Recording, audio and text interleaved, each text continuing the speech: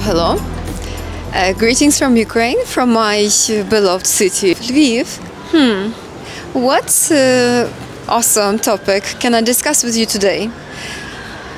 Well, before I come up with this topic, let me ask you a question. What do you think about if you would have people in your country that decide that they actually they want to support the interest of another country and then just damage the infrastructure and actively push. For example, if you are in USA, what if they decided that they want to be part of Canada and USA should become part of Canada?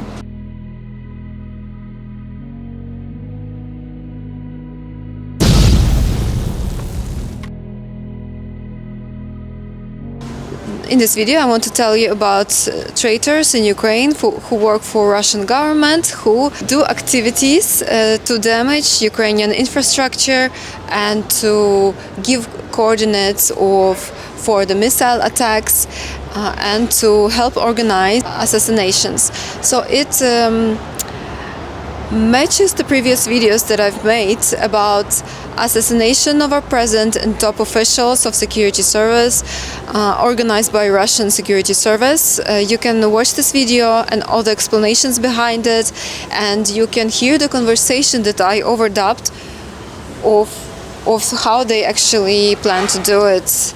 You can hear all about the sandwich and the birdies and finishing people off that they try to organize in Ukraine.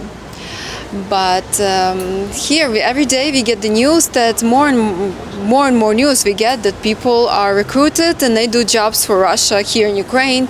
And why I want to discuss it? Because I am sure the Russian clothes are reaching far out into different countries, maybe in your country also. So you need to be aware that these schemes exist, and now you can learn how it works.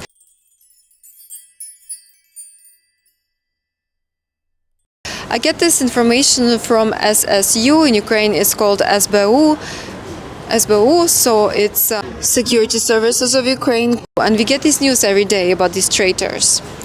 Here's an example. Just recently, this man was caught. He is actually a foreigner who was working for Russia, recruited by FSB, the Russian security service, and his job was to set fire in critical Ukrainian infrastructure.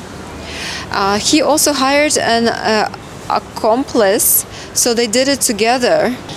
In April of last year, he poured 5 canisters of petrol onto technological equipment of 2 local power substations, which caused fire. He tried to cut off hundreds of residential buildings, hospitals, heat-generating enterprises, hydroelectric and gas supply facilities from power.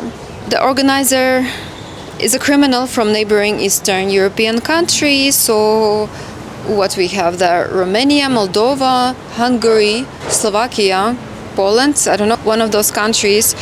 He's the citizen in criminal underworld, the status of overseer in 2 border towns near Ukraine. He was hoping to do this criminal activity in Ukraine and then run off, cross the border, and just live his free life, but he was caught at the highway traveling to the border.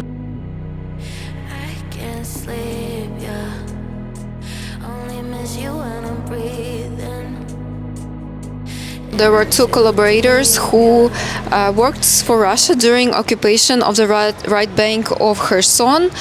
So there were some parts of Ukraine that were deoccupied by Ukrainian army, but now we are talking about what activities that were going on when they were under Russia. So some Ukrainians decided to work with Russia.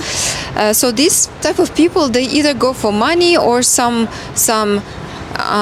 переконання, so some strong views that they know best, that they love Russia and they want to support Russia and risk their everything, or they want just to feel like they've achieved something in their life. So this one lady, before she worked in a government agency, during seizure of Kherson, She supported the Russians, and she received a special job which was given to her by Russian forces. And she was under Saldo's patronage, Gauleiter Saldo, and she headed the so-called social policy department. She also facilitated the transfer of trade in rubles, not in Ukrainian currency, hryvnia. She was working in this pseudo institution, and she was looking for like-minded people, and she was trying to hire staff for her unit. So Russians are getting people who will recruit more Ukrainians to, to further their interests. Did you hear anything like this in your country? She also introduced Russian legislation, and she used different name to sign official documentation. So when the occupation was finished and this part of her son was back under Ukrainian rule, she got a job in another government agency. But SSU, Security Services of Ukraine, caught her. And there is another woman traitor in the same region who was going from door to door during occupation and giving fake documents to people, asking them to vote to be part of Russia. So then later Russia would show that yes, Ukrainians wanted to be part of Russia, but this lady, I'm sure she was accompanied by soldier friends with guns, and she would just knock on doors and say support Russia. When this area was freed, she laid low. She tried to hide, but SSU detained her. So these two women are facing 10 years of jail, and all their belongings are being confiscated. And also the foreign traitor, he is gonna be in jail for life. Also, SSU has a department who deals with freeing of prisoners of war. So they are searching for these prisoners, and they are holding the talks to free them. And just recently we had a rally to free Azov prisoners of war.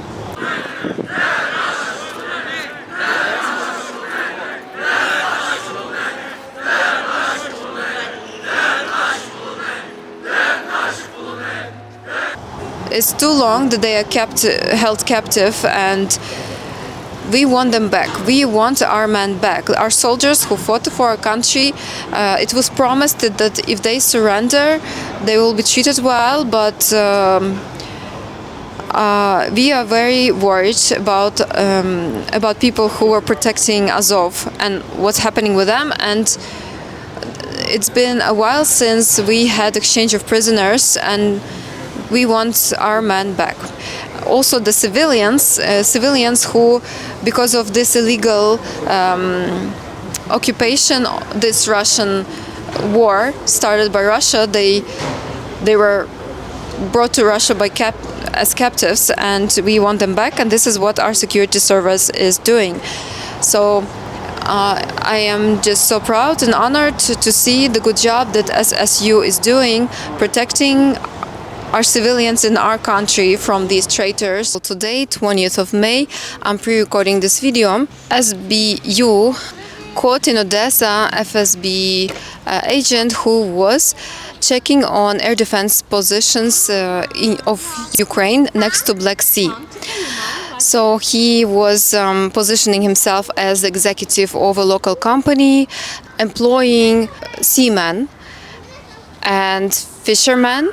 The aggressor gave him order to drive around the territory of the region and secretly note places where the Ukrainian forces were located. As he got information, he sent it as a text messages to his curators, and he marked it on Google Maps. And then also when he was caught, they found fake permits, fake identities. So he was like the newspaper journalist and also some local worker of utility agency. Also, he constantly was changing his phones and SIM cards as not to get caught.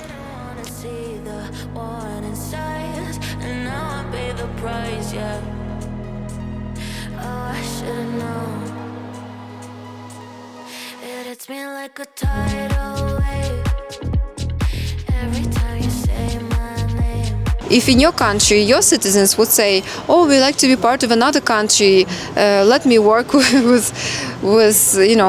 to push their interests in here, and I want my country to join the other neighbor country." What do you think about that? Okay, so I promise to give you vocab at the end of the video. Traitor, зрадник. Security, безпека. Secure Ukraine, безпечна Україна. Thank you for watching this video. Please like it and subscribe to the channel. Bye.